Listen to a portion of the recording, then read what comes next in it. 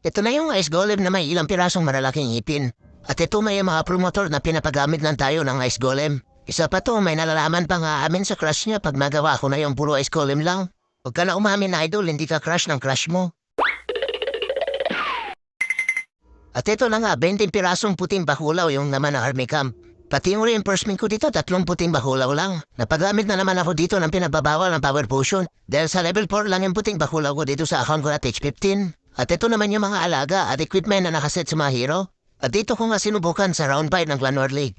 H16 na nga itong kamirror ko dito. Pero sige, panoorin natin kung paano ba maka-3-star na puro puting bakulaw lang yung laman ng army camp. At dito nga, inuna ko lang sa may baba yung karito na nangahagis ng tae.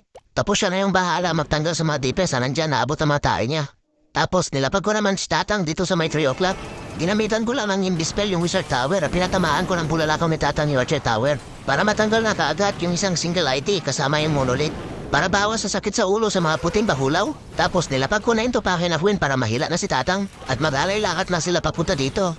Tapos naglapag naman ako ng isang bakulaw sa may taas kasama yung nag-iisang salamangkero dahil dito ko nilapag yung Abnay na BK. Kaya inunahan ko na ng isang salamangkero para matanggal na yung mga army camp. Mahirap na baka maging tanod na naman yung BK at tururonda dito sa DPS ni JXX. At sa ako naman ginamit yung mga wall breaker na hindi nakapag-grade 2 para mabuksan na yung pader at makapasok na sila sa loob. At dito nga unti-unti ko nilalapagan na mga puting bakulaw para may tatangke naman dito sa mga hero. Kaso nakapitan ng single IT yung Abnay na BK. Kaya ginamitan ko na ng free spell yung single IT. Mahirap na baka mapaado yung buhay ni Abnay na BK. Dahil siya pa naman yung inaasahan ko dito para matanggal yung town hall. Kaya bago pa mapiso kaya ito nilapagan ko na naman ng isang grupong puting bakulaw. At dito nga lumabas na yung mga bantay ni JXX na puro maskuladong ipis. Kaya sinabuyan ko na kaagad ng muriatic acid. Buti na lang yung mga spell na mga tiyanak hinagisa nila ng tayo at hindi yung Tupake na Queen. Eh alam naman natin kung gaano kabaho yung mga tayo ng ipis. Tapos nasa loob pa ng Ridge Tower. At dito nga nailapag ko na yung Hirong Tomboy para siya na yung bahala magtatanggal dito sa defense na nananampal. Dahil yung Abnay na BK nakapasok na natin sa may town hall. At dahil sa mga puting bakulaw kaya dito namuti yung gitna ng defense ni JXX. Kaya ang mangyari hindi na nga nakapalag yung mga defense ni JXX dito sa may gitna. Habang yung Hirong Tomboy at yung karito na nangahagis ng tae, inuubos na rin yung mga defense ni JXX dito sa may baba. At isa-isa na nga nakandamata yung mga puting bakulaw doon sa may town hall. Tapos ayun, meron pa nga lumipad.